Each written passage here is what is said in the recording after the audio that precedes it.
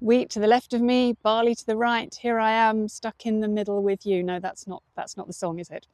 Okay, Friday roundup from Agri-TechE. We had our introduction to Agri-tech event. So it was out on farm at Throws Farm, which is Agrii's R&D HQ. So thank you so much for having us, Agrii, Jonathan and Ruth. And also thank you to GK Strategy and BOFIN for supporting the event. Of course, all the speakers who so generously gave their time and expertise to those who really wanted to just understand a bit more about agri-tech. But what was so lovely to hear was the feedback from the speakers was that they were all learning something as well. I guess because what we try to do is sort of give a big picture overview of agri-tech and how it sits in the kind of wider context. And I guess we don't tend to hear that often because we're sort of in our own lanes, in our own silos. So it was lovely to hear that even the speakers learned something as well.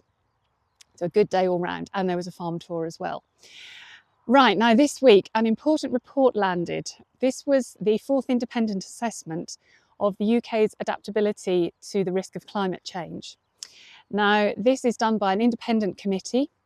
As you can imagine, it made for slightly sobering reading. There's a section on food and farming. So there were 3 very clear recommendations for farmers. That government needs to ensure that farmers have the right training, skills, access to information to help them mitigate the risks of climate change on farm. There was a piece in there about lifting the regulatory constraints that are currently might be inhibiting them from being able to mitigate climate change. So things like water storage, enabling and empowering them to do more of that. And then the final piece in there was really around using public money to help with this sort of transition to a new paradigm, the new farming model. And the report talks about being able to maybe grow things such as chickpeas and citrus in the UK. And there's going to be a steep learning curve because not many people are very experienced in how to do that in the UK. So that was the recommendation. So again, as if we're not still on the journey, there's another journey around the adaptation to climate change. So warm welcome to 3 new members I just want to tell you about. So the first is Map My Crop. So this is a farm management platform solution. Really importantly, and haven't we been saying this for a long time, helps you calculate return on investment. And this is for everybody across the value chain, not just for farmers, but for insurers, financiers, supply chain, value chain, retailers. Everybody across the value chain can all get something out of using this platform.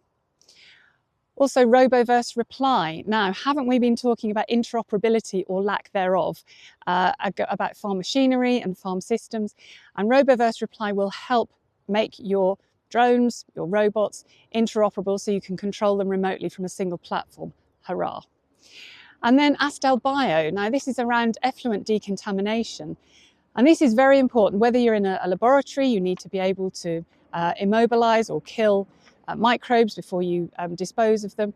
And if we're going to be moving more towards using biologicals in whatever way, there may be times where you, from a research perspective, want to dispose of things, and so they have the facility and capability to be able to do that. And then finally, there's a big plane going over. Finally, I had a catch up with Rothamsted Research. Now, there's been lots of discussions about Rothamsted, and you may have heard of them.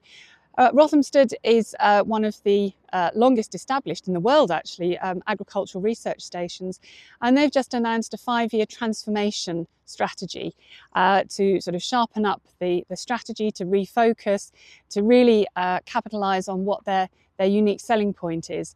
So really lovely to catch up with them, and yeah, the future's looking hopefully pretty positive for Rothamsted going forward. Okay, that will do for now. Have a lovely weekend, and it's a bank holiday in the UK, so we've got a long weekend, and I will see you next week. Thanks for joining us for this week's Agri-Tech update. Subscribe, share and stay connected. And don't forget to sign up for our newsletter to get the latest innovations straight into your inbox. See you next week.